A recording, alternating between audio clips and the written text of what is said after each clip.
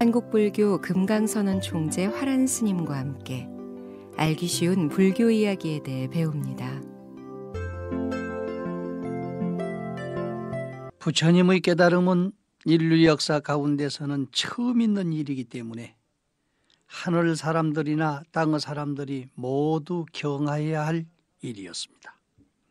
그러나 사람들은 각기 자기의 욕심을 중심으로 부처님을 대하다 보니까 코브라보다도 못한 바람은 있는가 하면 타푸샤와 발리카와 같이 부처님을 오직 복밭으로만 생각하는 그런 사람들이 있어서 견성 공부를 해가지고 부처가 돼가지고 세상을 밝혀야 되겠다 이런 생각을 하는 사람은 거의 없었습니다.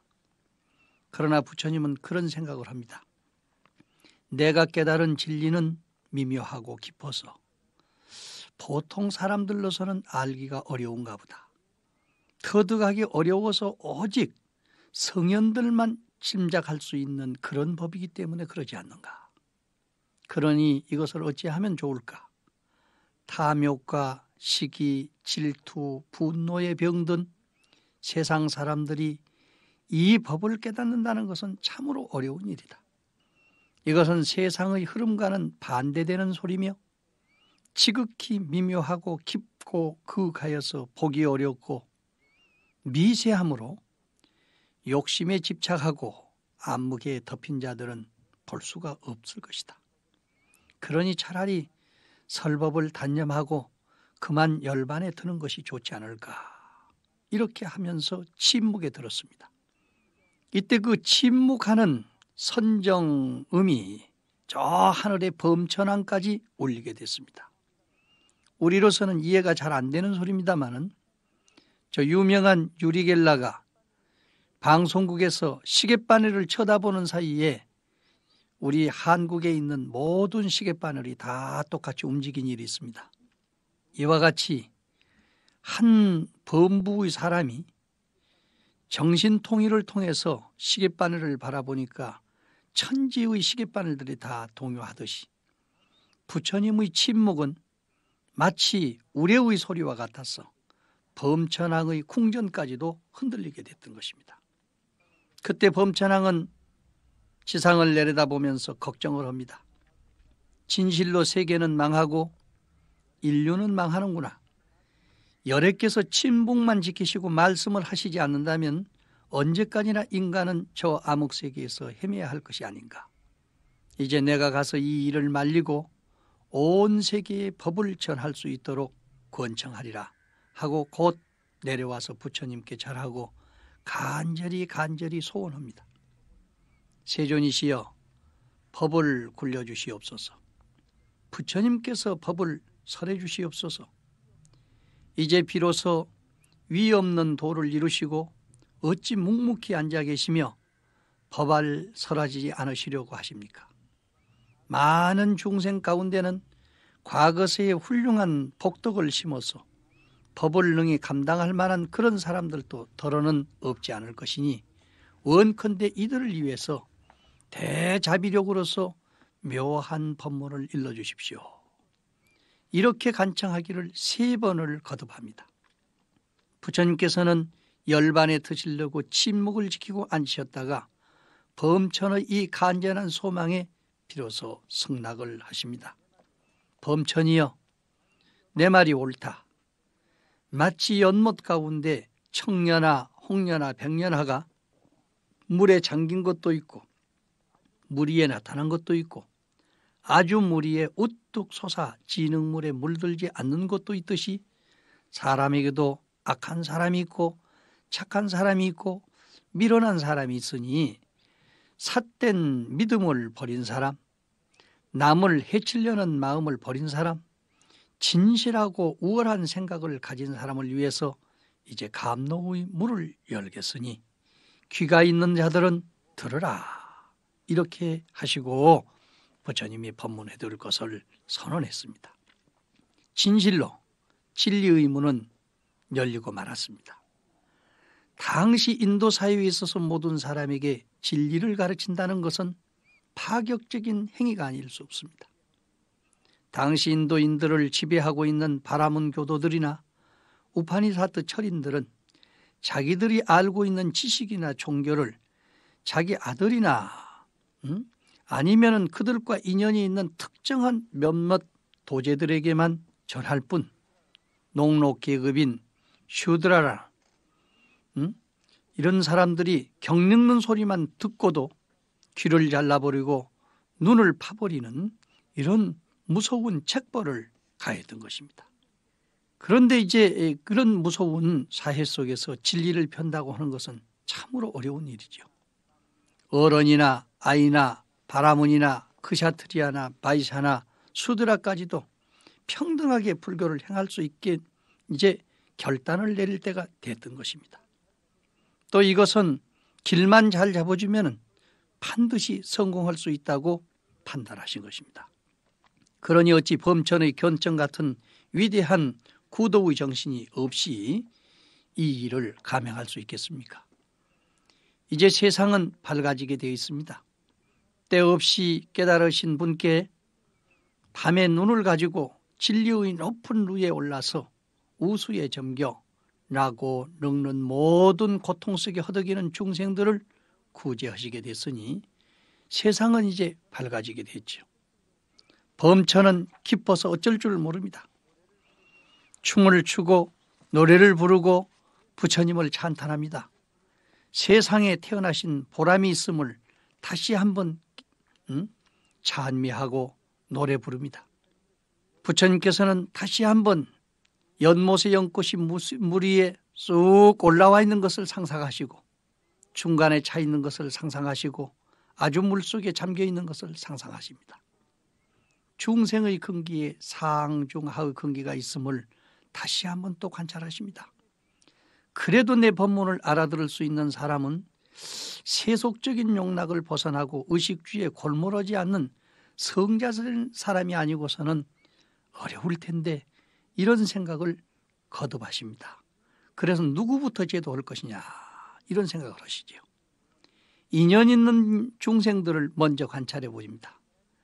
제일 먼저 떠오른 사람이 부처님 탄생 당시 부처님을 관상했던 아시다 선인입니다. 관찰해 보니 그분은 이미 세상을 떠난 지 일주일이 됐어요. 다음으로 고행주의자 발가바 선인입니다.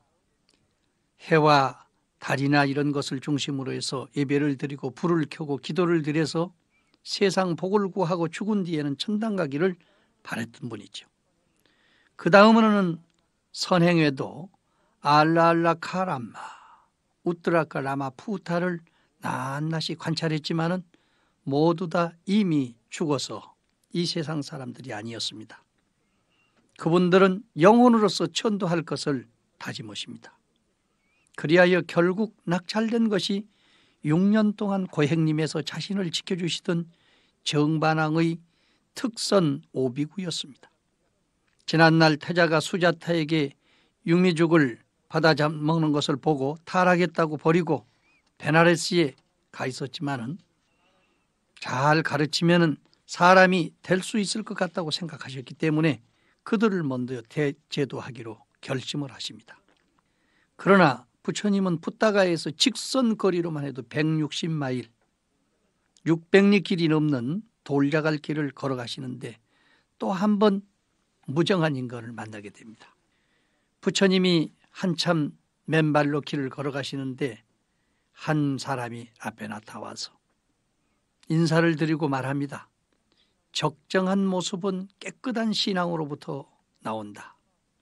그대는 누구를 스승 삼아 무슨 공부를 하셨기에 그렇게 모습이 청정한가? 이분은 사명외도입니다. 사명외도라고 하는 것은 나쁜 줄 알면서도 어쩔 수 없이 먹고 살기 위해서 직업적인 면에서 종교 활동을 하는 그런 사람이죠. 우바카라고 하는 사람인데 이렇게 부처님 앞에 와서 물었습니다. 부처님께서는 나는 승자요 지자다. 따라서 스승도 없고 증한 바도 따로 없다. 이렇게 이야기를 했어요. 그러니까 보시오. 스스로 깨달음을 자처하는가? 이렇게 하고 가버린단 말이죠. 이건 상당히 사명의도가 됐든지 바라몽이 됐든지 당시 인도로서는 상당한 지적 수준에 해당되는 사람들입니다. 그러나 벌써 부처님은 사람한테 2번씩이나 이런 경우를 당하게 됩니다. 부처님의 말씀은 자만심에 의해서 하신 말씀이 아니에요. 나는 승자다 이렇게 한 것은 나는 마구니와 싸워서 이겼어. 남을 때려눕혀서 씨름을 해가지고 이긴 것이 아니라 스스로 내 마음과 내 안입이 설신과 싸워서 이겼다. 자신을 이겼다는 이야기입니다. 그런데 상대방은 그렇게 듣지 않습니다. 번뇌의 암흑에서 벗어나서 광명을 얻은 자, 이 사람이 지혜 있는 사람이 아닙니까? 나는 승자요, 나는 지자다.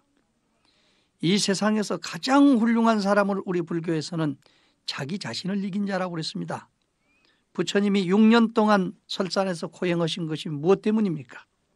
바로 자기를 끌고 다니던 눈, 자기를 끌고 다니던 귀, 자기를 끌고 다니던 코, 입, 몸뚱아리, 감정에 의해서만 끌고 다니는 바로 이놈을 항복받는데 6년이 걸렸고 세상의 모든 학문과 지식과 사상에 물이 들었던 재륙 의식을 항복받는데 1년이 걸려서 6년이 걸린 거 아닙니까? 부처님이 6년 걸렸다고 그러니까 우리도 6년 공부해야 된다 이렇게 생각하는 사람이 또 있을런지 모르지만은 6년 동안 고생해서 고속도로를 뚫어놨기 때문에 지금은 길을 닦을 필요가 없이 바로 나아가면 됩니다. 이와 같이로 해서 부처님께서는 스스로 자기의 안입이 설진을 자유자재로 쓸 수 있는 사람이 되었기 때문에 승자다 이런 말씀을 했어요. 또 그뿐만이 아닙니다. 이 세상에서 가장 훌륭한 만물을 창조한 모든 것이 그것을 바탕으로 한 근본 마음을 깨달았기 때문에 그 마음은 언제나 깨어있고 가장 훌륭한 자리에 놓여있기 때문에 승자라고 아니할 수가 없는 것입니다.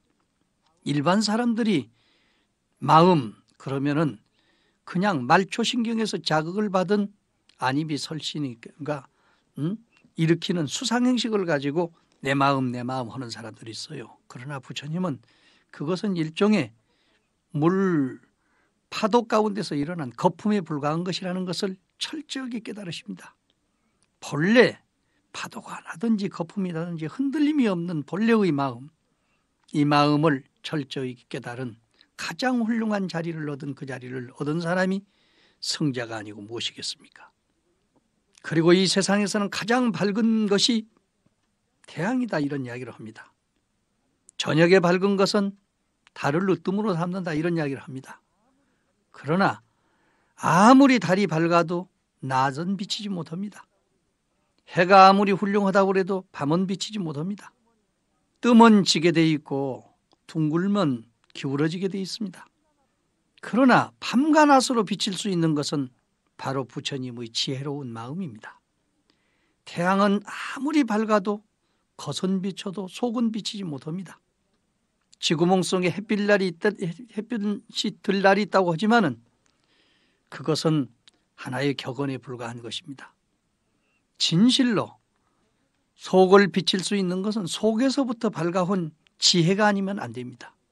부처님의 지혜는 태양보다도 밝고 달빛보다도 밝다고 하는 이유가 바로 거기 있습니다.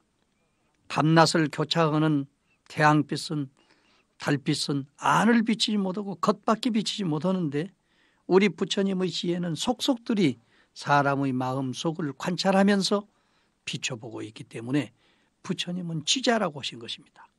그 마음은 서가모니 부처님만 가진다고 하는 이야기가 아니에요. 바로 그대는 승자요 또 지자다. 일체의 모든 것은 그런 지혜 덕상을 다 갖추고 있기 때문에 바로 지자다. 이런 이야기를 했어요. 그건 어떤 스승에 의해서 깨우쳐지는 것이 아니고 바로 스스로의 깨달음에 의해서만 이루어질 수 없기 때문에 스승이 따로 없다고 했습니다. 손에 쥐어줘도 알 수 없는 것이요, 말로 해도 알 수 없는 것이요, 눈으로 가르쳐줘도 소용없는 것입니다. 스스로 눈을 감고 가슴에 손을 넣고 반성하면서 속속들이 비춰보는 사람만이 그 마음은 깨달아서 알 수가 있습니다. 그러니까 그 깨닫고 보면은 그것은 본래 없던 것이 새로 얻어진 것도 아니고 또 무엇으로 이름 지을 수도 있는 것이 아니기 때문에 증한 것도 따로 없다고 그랬습니다. 본래 있던 것을 깨달은 그대로 체득한 것에 불과하기 때문에.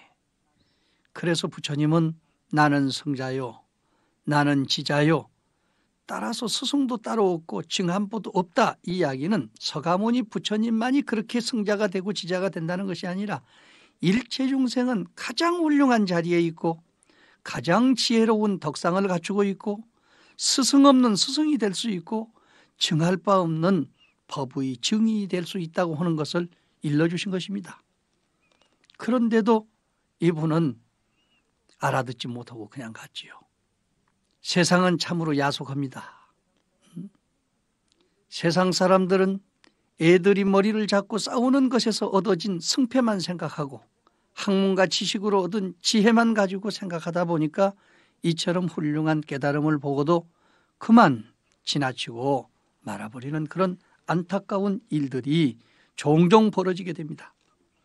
이제 우리는 이 우박화를 통해서 어떠한 방법으로 구도해야 할 것이냐 하는 것을 새삼스럽게 느끼게 됐습니다. 내일은 간절한 마음으로 이 친구들을 찾아가서 제도를 하는데 그 오비구의 제도하는 장면에 대해서 말씀드리도록 하겠습니다.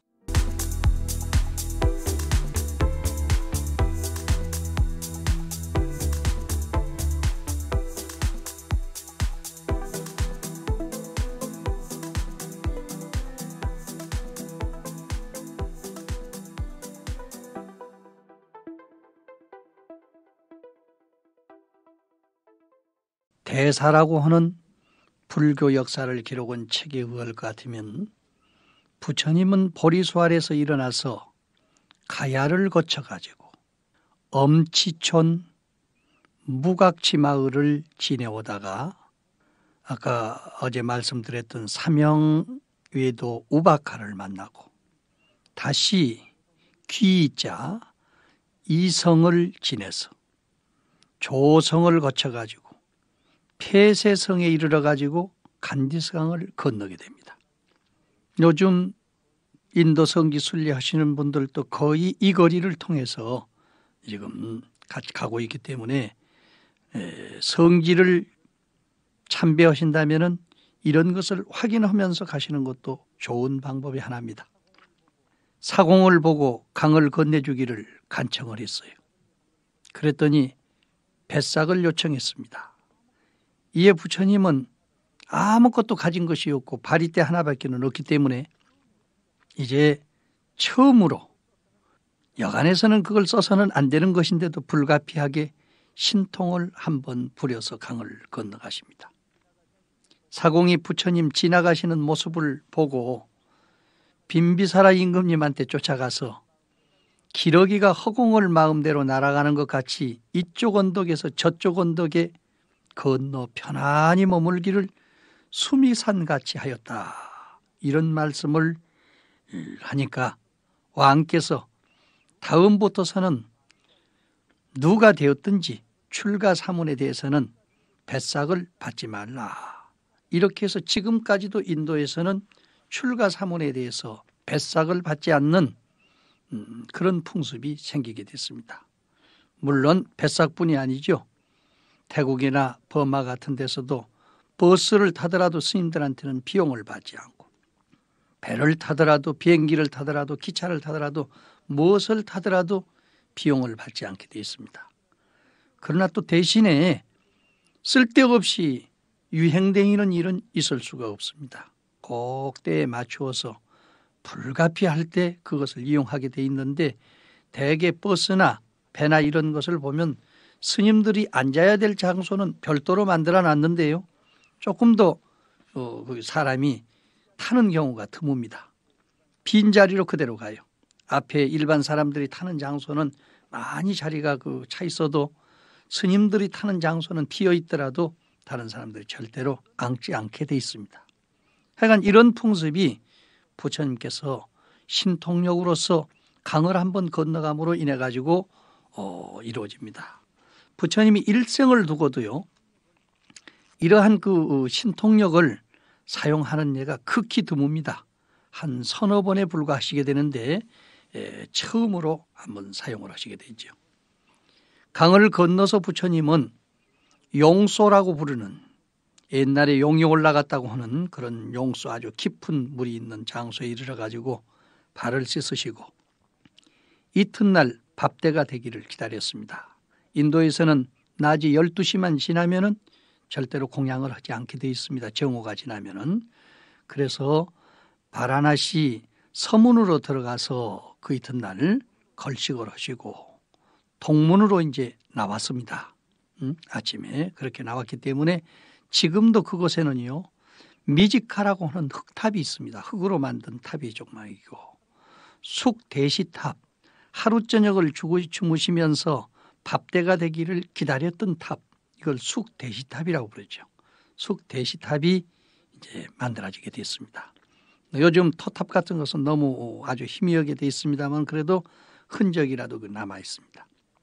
오비구는 서로 다짐하기를, 이제 실다르다는 타락된 사람이기 때문에 만나더라도 절대 말도 하지 말고 인사도 하지 말자, 이렇게 약속을 하고 있었어요.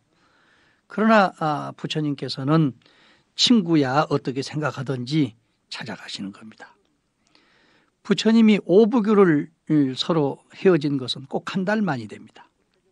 그러니까 구체적으로 이야기하면은 거정 한 2달 가까이 되지만은 실질적인 면에서 이제 그 부처님께서 헤어진 것을 중심으로 놓고 또 그 사람들이 걸어서 여기까지 온 것으로 보면은 거의 한 달 반쯤 이렇게 되는 거지.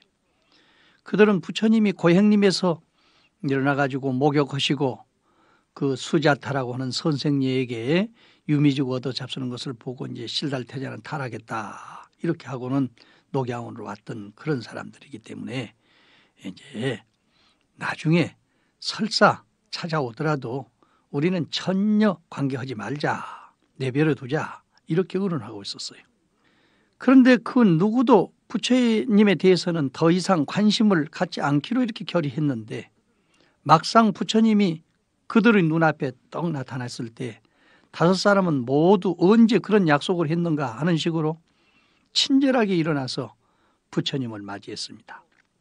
또 그분들은 저분이 틀림없이 부처님이 틀림없다, 저 건너 그 들판에서 번쩍번쩍 머리가 빛나면서 오시는 분이 저게 실달태자가 아니고 누구냐, 더 가까이 가서 보자, 이렇게 해가지고 그 조금 높은 언덕에 와가지고 부처님 오는 것을 이렇게 관찰하는 그런 자리가 있는데, 그 자리에서 부처님을 맞았기 때문에 지금은 그 자리에 불영탑, 부처님을 마중 나간 탑이다 하는 불영탑이라는 것을 만들었는데 제법 크게 만들어져 있습니다.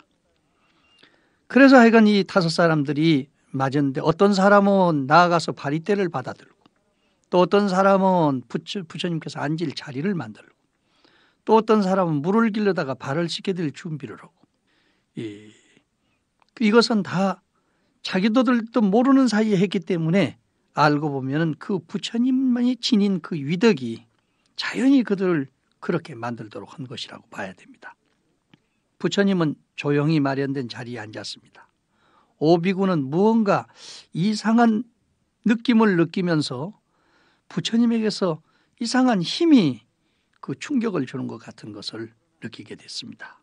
그래서 그러나 이 친구기 때문에 친구를 이제 그 부르면서 아직도 시다르타는 타락했겠지 속으로 이런 생각을 가지고 있었어요. 그래서 인사말도 옛 그대로 지금 친구여 또는 비구여 또는 장로여 이런 식으로 이야기를 했습니다. 그런데 부처님께서는 비구들아, 열애를 부를 때 그 이름을 함부로 부른다거나 또는 친구 아무개라고 한다거나 말해서는 안 된다.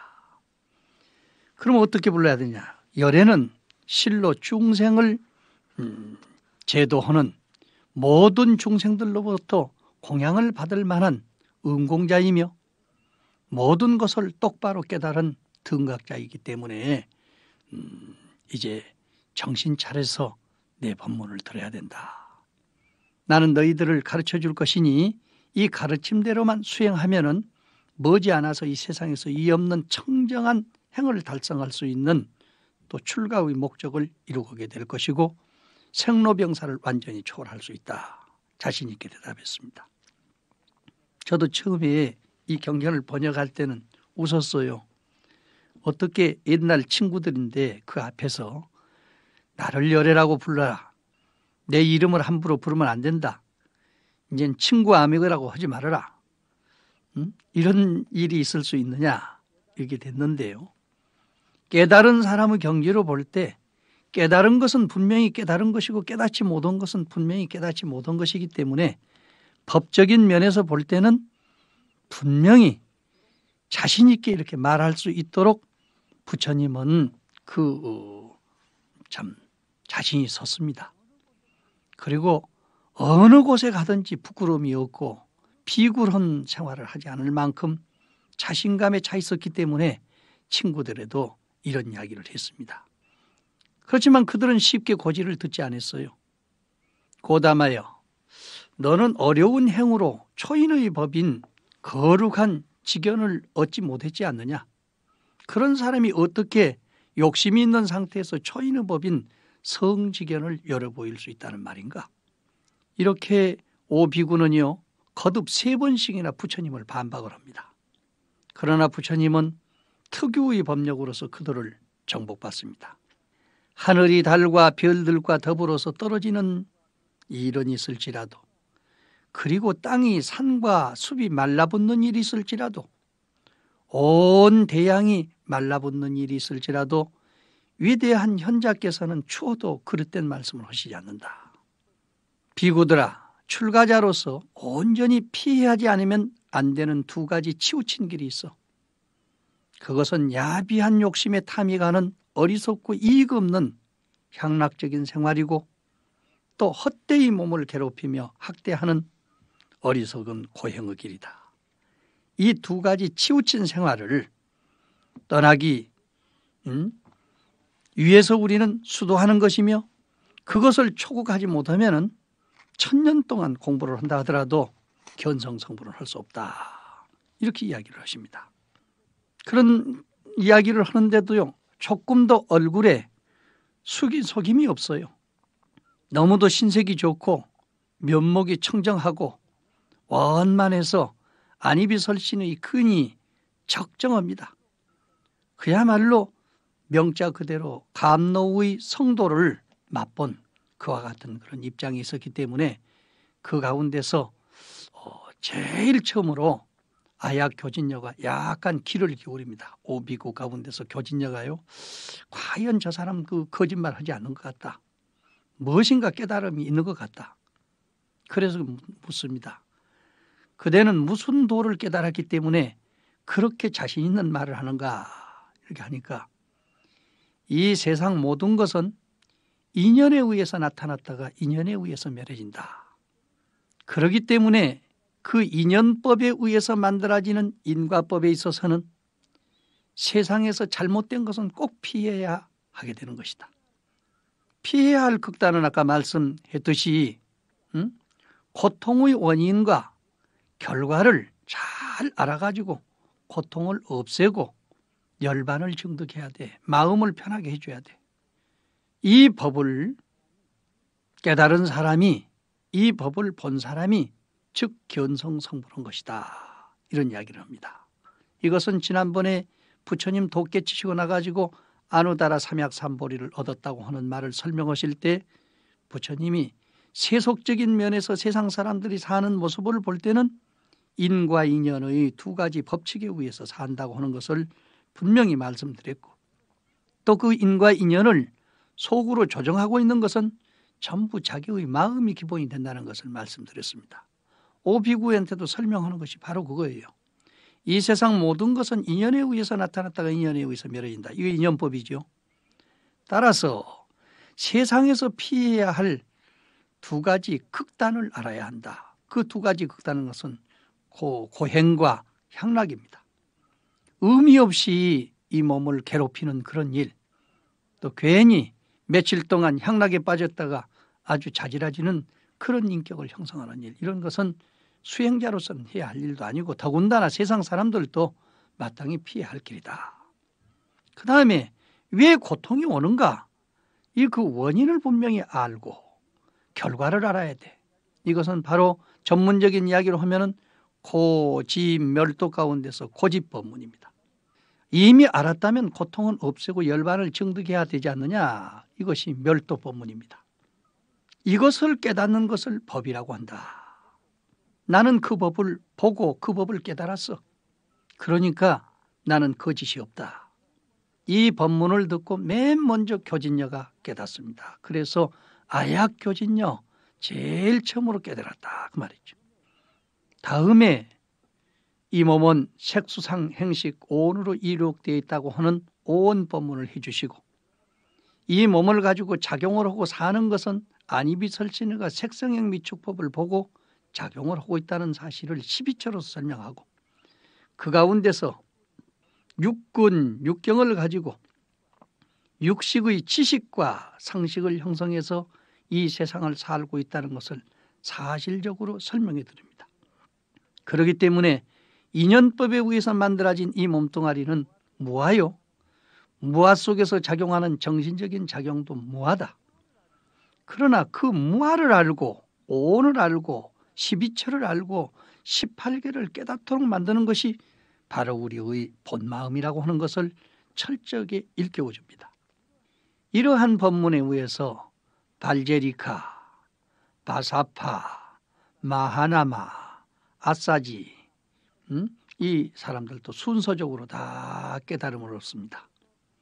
그래서 이 광경을 보고요, 하늘에서 노랫소리가 들립니다. 말할 수 없이 깊은 법, 참되고 한결같은 마음법을 가장 뛰어난 교진녀가 먼저 깨닫고 그동안 구도한 것이 헛되지 않다고 찬탄했네. 아약 교진녀는 너무 행복에 겨워가지고 눈물을 짓고 있을 때 하늘에서 이런 찬송가가 들렸습니다. 부처님은 오비구, 가장 이 세상에서 가차이 지내던 친구, 제도하기 어려운 친구를 이렇게 제도함으로부터 이제 사바세계의 법륜을 굴리기 시작하는 것입니다. 이제 우리는 무엇을 피하고 무엇을 닦아야 할 것인가를 분명히 알아야 되고, 첫째, 이 몸속에서 일어나는 번뇌 망상을 밖에서부터 쫓아내려고 하지 말고 마음속에서부터 정리해야 된다고 하는 사실을 알아야 됩니다. 또 부처님도 포교를 하시는데 이렇게 여러 사람의 학대를 받아가면서 또 천대 속에서 친구들까지도 인정을 해주지 않는 그런 가운데서 불도의 전법을 시작했다고 하는 사실을 생각해 볼 때, 우리들이 지금 차 타고 다니면서 신발 신고 다니면서 새때 밥 먹고 포교하는 것이 얼마나 행복한 포교라는 것을 다시 한번 깨달아야 할 것입니다.